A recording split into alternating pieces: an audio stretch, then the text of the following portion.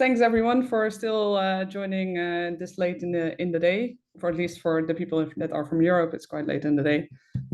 From everywhere else in the world, still welcome too.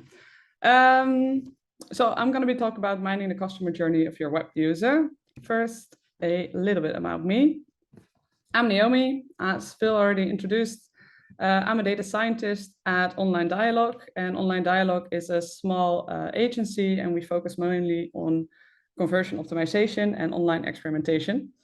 And in this talk, I'm going to talk you through some of the new data science techniques that we applied to kind of like uncover more about our user journey on the website. And we do this by leveraging data science and in particular process mining. So we'll talk you through it, some of the challenges, some of the things we come up with and the results that we found. But before we get into this, I'm going to tell a little bit of the story. So in 2021, I bought a house, and I don't know if you remember, but there was a very, very big lockdown in the Netherlands at the time. So basically, I bought a house, which was super great, and it looked like this. There was nothing in it. It was completely bare, and it was locked down, so all the stores were closed, which means that to get it decorated, to get it new, to get it made, to get it livable, I basically had to get all my supplies online. So for about 4 months, my web browser kind of looked like this.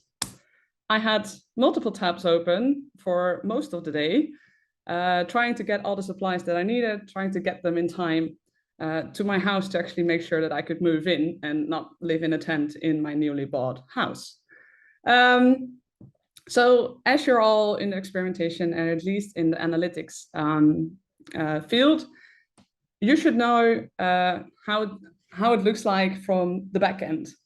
So to make this a little bit more easier, I would like to introduce a character to our story.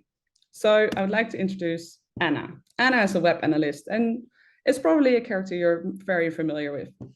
So she works for an online furniture shop, and she spends her whole day trying to analyze the customer behavior of the website that she is running. And her main purpose, as many of you will probably be, to give the best customer experience possible on the website that she is working for.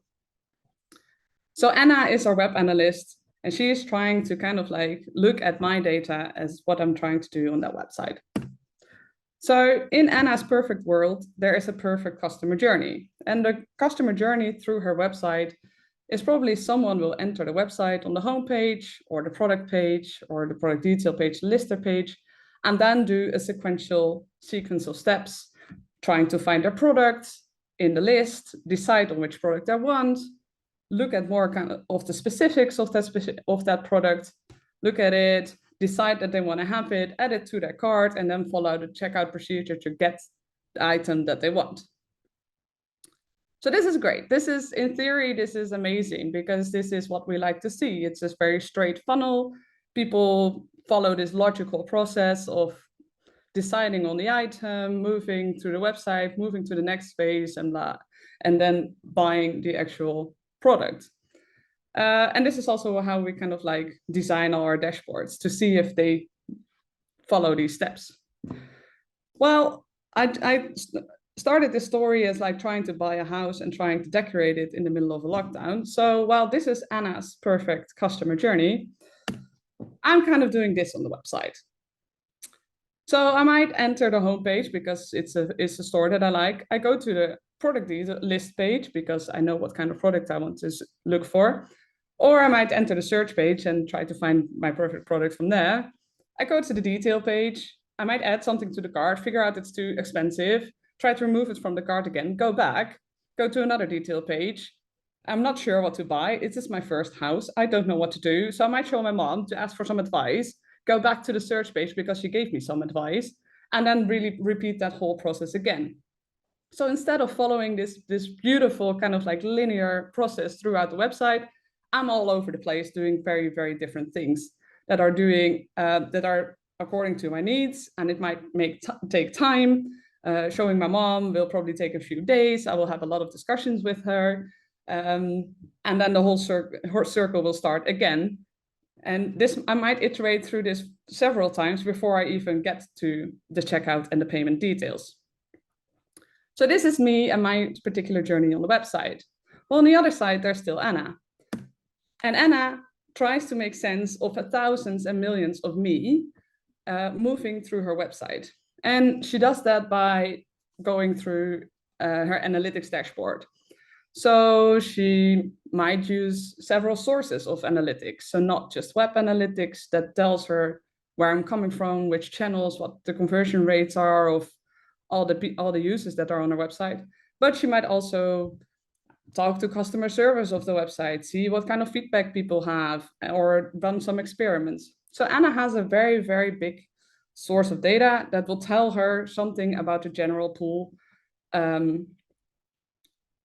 of the users that are on her website. But there are also descriptives. They will tell you the averages of millions or at least thousands or otherwise millions of users that are on your website, and they're all averages. So we go from a path, a journey, that's for me as a consumer, very valid, to an average on a certain page or a very small step in the behavior. And as GA4 is evolving, they come to recognize this as well. So now we don't just look at averages anymore, but actually to have funnels, so to make these kind of like logical steps and see how many people at least following that route, might already give us some more insights into kind of like, okay, what's the actual journey that people are making rather than just one statistic about one page.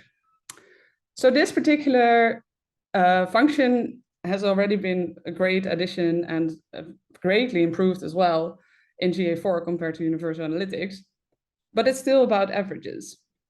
Similarly, we can look at funnels, we can also look at paths. And okay, this is a great attribution. This is actually a lot better to understand in GA4 now than it was in Universal Analytics, where it was, I'm not sure if you ever looked at it or tried to make sense of it, but it was a very hard time trying to make sense of this.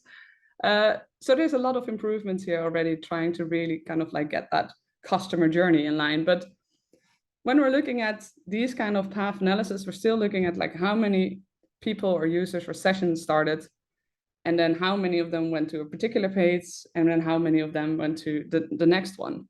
But it doesn't tell me about the order in which people are doing this, or if they skip steps, or if they do some steps in between. I don't know, because I don't follow any particular path.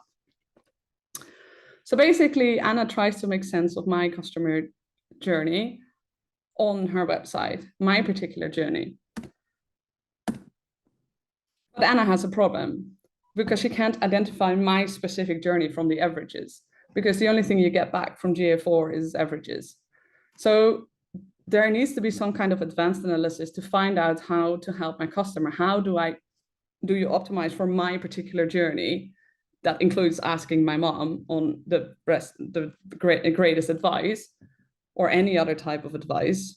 So how do you optimize and figure out all these different needs and different journeys in particular? Well, this is where we introduce a new character in a story. Data scientist Nora. So Nora is a colleague of Anna, and she spends whole day analyzing customer journey paths. So not just the averages and statistics like Anna has been doing, but the actual paths of people doing that.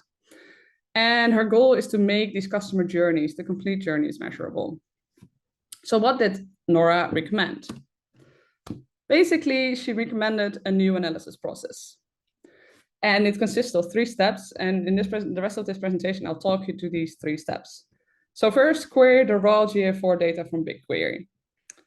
Then clean it, convert it, and make it into an event log. And third, apply a process mining technique so that the event log discovers the commonalities along the customer journey. And this is a process discovery. Process mining is a data science technique that is particularly aimed at finding these commonalities in whole journeys. So it takes all the paths of going to the search page, then the product detail page, then to the cart, then back to a product detail page. So for every individual user, there's an individual path that they do on a website. And it takes all these paths, puts them over each other, and then tries to find the most common path that is not defined by just the metrics that are in GA4 that you have to think of yourself. So it really tries to discover what is the most walked path or the most common path, rather than us trying to, as an analyst, trying to define the steps and see how many people follow those steps. So intermezzo, why do we look at raw data? So why do we go to BigQuery rather than stay in the GA4 interface? Well, first of all, right now, what we see happening a lot is that web tracking data is explored a lot to data warehouses. So this is the GA4 integration with BigQuery, but also other tracking like Snowplow going into big data warehouses and being queried by Looker and those. So it's a very common theme right now in the web tracking world. And why I like to look at raw data is because it's customizable. You can tease out everything that you need to know and want to know, and there is no aggregation. In GA4, you only can look at the things that someone at Google thought of before that might be interesting to you. Whereas if you're querying the raw data, you can try to look at everything you want. It's a lot. You have to still figure out and see where it goes and where it gives you, but you have full control to figure out what's important to you rather than what's important for almost everyone that might be using the Google product. Sounds great, but more flexibility also means that it's probably a lot harder to implement and to get used to it. So whereas Google Analytics is a plug and play solution, you start your tracking and you already have some of the basics installed, you need to know exactly what you're tracking to make sure that you have the raw data that you need to start making the processes and the analysis that you want to do. And there's a very steep learning curve. Analytics interfaces are great at clicking and combining information. To really, really leverage your raw data and your BigQuery, you have to learn some SQL. And SQL is a lot of fun because it gives you a lot of power to do a lot of different things, but it's a steep learning curve. You have to get familiar with how a database operates and how to get the information out of it. So it's an interesting learning curve and it's a lot of fun to do, but it's a steep one. So there are benefits. You have more valuable information, you can do better analysis, but it might be a little bit harder to get by. Fortunately, we go back to step one of Nora's solution. So step one is query the raw data from BigQuery. So raw data is something that we love because it's the biggest potential of GA4. And it's amazing because actually now with the integration of GA4 and BigQuery, which is very common, that a lot of people are already making use of, you can go a lot more ways. And the best thing about it is that right now GA4 has the best data model to do this. So to be able to know your data model, you have to know that it's hit-based. And hit-based makes it that you have an entry for every hit and event that's happening. This is a lot more easy to leverage than session-based the session-based model of Universal Analytics, because now everything that's happening is just one hit, and then you can query it easier out of it. So you have to understand how your data model works to get to use your SQL analysis the best to get your to get all the information that you need out of it. So what we did is basically we wrote a query trying to get the right event logs out of this to do our process mining. So we had to get a little bit comfortable with SQL. So step two was to clean and convert our GA4 data from BigQuery to an event log. To have an event log, there are some essential elements. First of all is the identifier. So the Persona ID or Google Analytics ID or cookie ID, an identifier, a timestamp to know when the hit happened, and the action, so what happened. So this is a standard format for an event log, and the event log is what you need to do a process mining approach. It's basically looking at these event logs. and then trying to formulate these paths. Well, luckily, GA4 is already in this format. For example, if we now process the data from BigQuery or the GA4 data, we can see that we have a visitor ID, a visit start time, which is basically the timestamp, and an action. This might be an event, a hit, a page view for a certain URL. So basically all these specific elements that you need to make an event log are already in the standard format of your GA4. So GA4 is actually priming you to do super cool analysis in the form of process mining.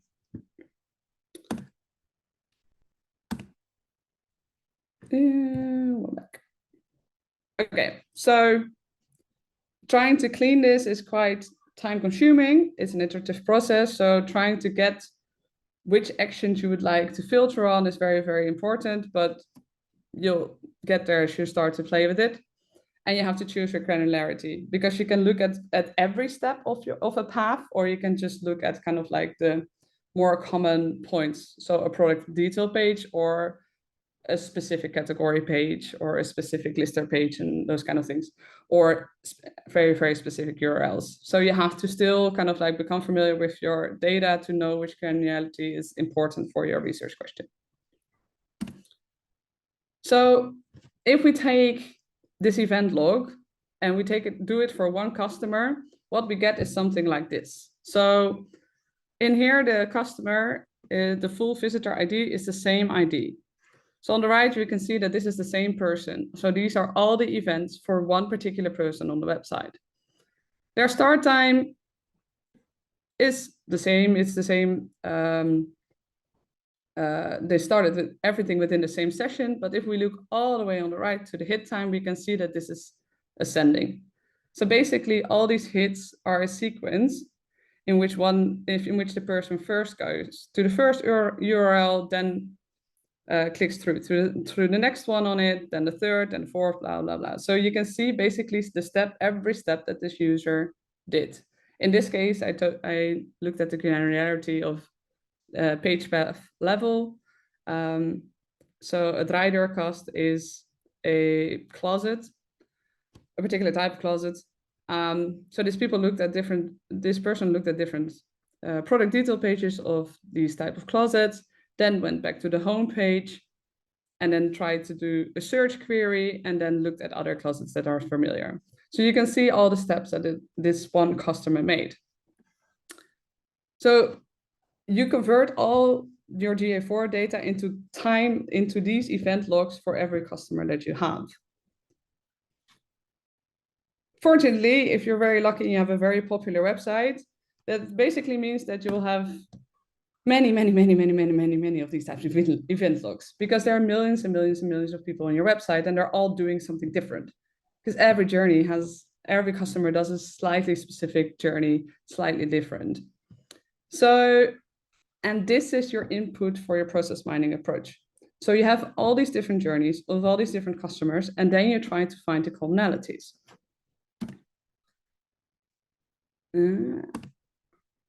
So to do that, you put the event log, so this very, very large amount of data of all these different journeys, into a process mining tool. Luckily, you don't have to program these things yourself. There are quite a few very common process mining tools that do this for you. So you put the event log in, and the process mining tool will try to find the commonalities in the paths of the event logs that you have input. And basically what you end up is this. You have spaghetti. And why do you have spaghetti? Because there are about as many unique journeys as unique customers. So right now, we have mapped out all the different journeys that we have on our customer website, and it's not going to tell you anything. Because if you try to make sense of all these different lines, it's still very, very hard. There's just too many possibilities. There's too many ways to go right. So we need something to narrow this down.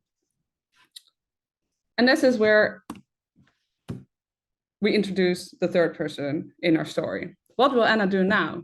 We need to untangle this spaghetti. She followed Nora's advice. She made an event log, she put it into the process mining tool, and the process mining tool is giving her back basically spaghetti. So what will Anna do now? So for the third part of our story, we will introduce another character, Jake. Jake is a psychologist and also works with Anna. And he spends whole days interpreting online customer behavior. So basically his whole job is to try to make sense of all this spaghetti. What are these people doing? How are they going through their website, and why are they doing this? Is it in this order and not another order? So Jake tries to figure out what the customer really wants and tries to help Anna with the analysis. So we asked Jake to give us some context, something to narrow down this massive bowl of spaghetti. And Jake has a couple of recommendations. For example, to segment your customers. So rather than looking at all your customers in one very, very big pile, try to make some easygoing customer segments. So for this particular story, the literature suggested that customer exploratory behavior is different for expensive and cheaper goods. Remember, we're at a furniture shop, so you have things like beds and closets, but also candles and candle holders and cutlery and those things. So there are very different types of products, and they can be separated and segmented based on a psychological principle. For example, buyers of more expensive goods spend more time on the page, look at more pages, take longer time to order, so are different indicators of behaviors. So therefore, they can be segmented into two behavioral groups. So that's what we tried to do. And this worked. So because we're now only looking at customers that bought or are looking at an expensive product, in this case, it was any products that were above 1,000 euros. Basically, what we're now seeing is that our spaghetti begins to untangle. So rather than just seeing 1,000 of lines, we can see more common themes appearing. So if you're explaining this, if basically all the boxes are URLs or page types, the gray lines are how many customers go from one point to the next. So it's basically path analysis in GA4, but more exploratory. And the darker the boxes, the more people go there and have visited that particular site. The thicker the line, the more people actually follow these steps through. So rather than having a very linear process, like in the path analysis or the funnel analysis, we can actually see that people are moving in a more organic way, and we can actually map these things out. So not are we only moving throughout the checkout, but we're also moving back. We can see clickbacks, we can see side steps. So this allows us to actually look at other aspects of our journey and figure out what's happening. So if we go back to Anna's perfect customer story that we saw in the beginning, it's basically we saw this. We like people, or we like to imagine that the customer journey on our website is a very linear one. We go to a product list or search page, product detail page, decide whether or not we want to add the product to the cart, add the product to the cart, and then follow the checkout process. But from our process mining analysis, what we actually found out is that there are more steps in this that we haven't captured in our perfect customer journey, because we didn't know that they were included, but are still very important for people. So actually, there's a slightly different customer journey, especially for those customers trying to buy an expensive product. So they enter the website and they go to the product list page. They iterate through this a couple of times, but from the product detail page, they don't only go through search or to cart, but a lot of the customers entered the advice page or the store locator. So and this is a part of the website that we never looked at because it's not in any of our funnels. It doesn't really pop up a lot in our paths because not a lot of people go there. Only the ones that are probably highly likely to buy something expensive, which is good for our revenue. So by segmenting these out and actually looking at the needs of these group of people, we saw that there's a part of the website that we haven't put a lot of attention to that actually a lot of people visit. So there's a step in their customer journey that they need. They go to the product detail page, maybe not find all the information that they need, and they need some more advice. So actually, like me asking my mom, like, what should I buy? Is this the right product for me? It's customers showing on the website, okay, is this the right product for me? I need some advice. I need to make sure that I'm investing in the right thing. So there's a new customer journey that we discovered, because this is an unseen part of the website that was actually popping up in our process mining approach. This is a great idea. So we have this part of the website, and we discovered that basically there's a need there, a need to get advice after you've seen a product page. So how do you then validate that this is actually something that customers want and need? And by providing this, it might actually benefit the web store and our customers. So we try to validate this idea that there is a need for advice. So we introduced an advice tool on the product pages. We did an experiment in which we introduced an advice tool on the product page, and so that we help the customers to get the information that they want, and therefore improve the customer experience and also improve conversion rates, because people are more certain about what the product is, that it suits them, and therefore are more likely to buy. So from our insights from the process mining, we gathered a hypothesis for an online experiment. We also designed the experiment. So here you see it. It's one of our clients that we did this for, that we also did a process mining case for. So in the A variant, you can see the lister pages. And in B, what you can see is basically we added an advice, a click-through to an advice column on top of all these pages. And this worked greatly. We saw an uplift of 5.2% in the conversion rate. So basically, we added to a need of our customers, and there was a 111% uplift in click-through rate to the advice pages themselves. So people now found the information that they needed, and it actually made sure that we upped our conversion rate. So this was a great success. So if you wrap this up, basically what we did, and what Nora and her team and Anna found, is that working with raw data has enormous potential, because you can look at so many more things than just the GA4 interface has to give you. If you apply a process mining approach, it will help you find the blind spots. It's these parts of the customer journey that we cannot think of ourselves that are important steps. So we leave them out of the funnels that we define. And also the path analysis might not catch them directly, because they're not always found in the same location or from the same step. But there are still important steps to go down.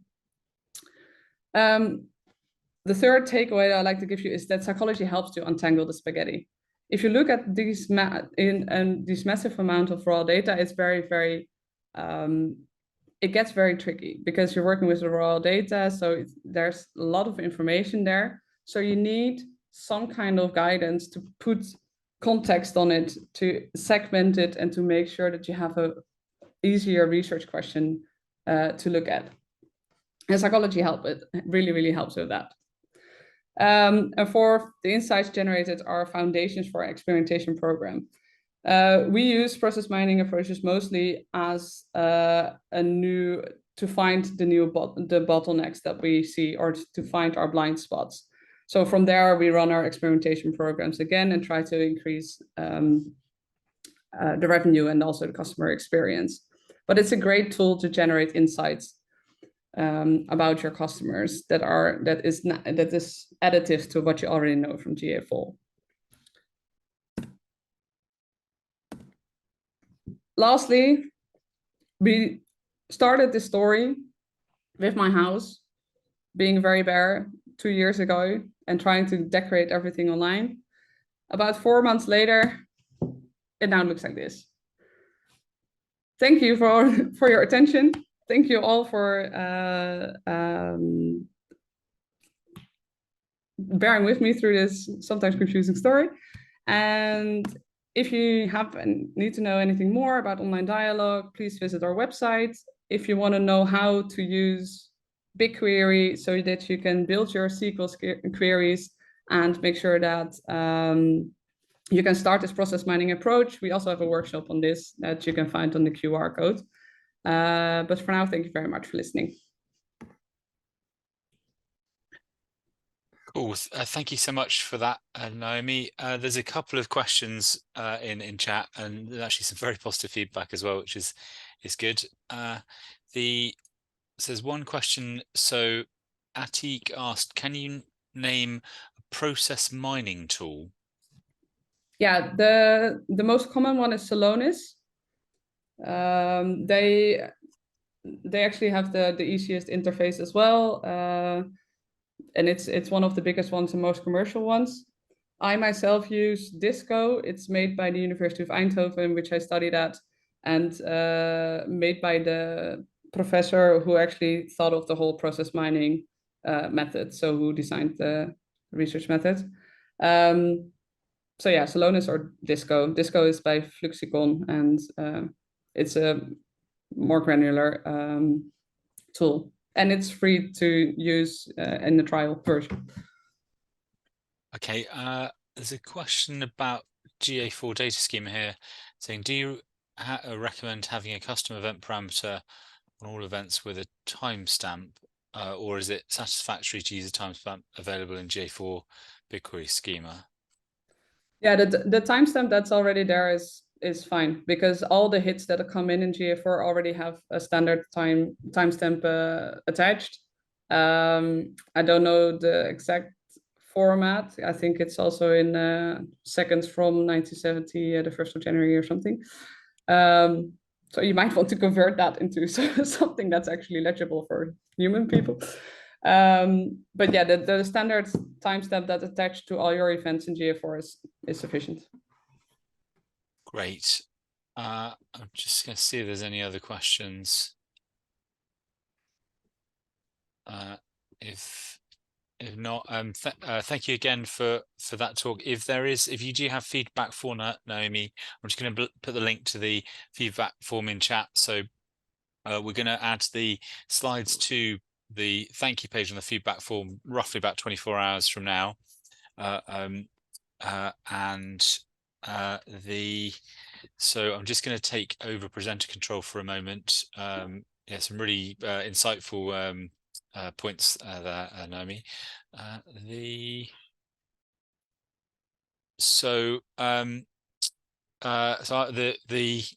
networking space is what we're also going to be used for the kind of after party. So we're gonna head there in a minute.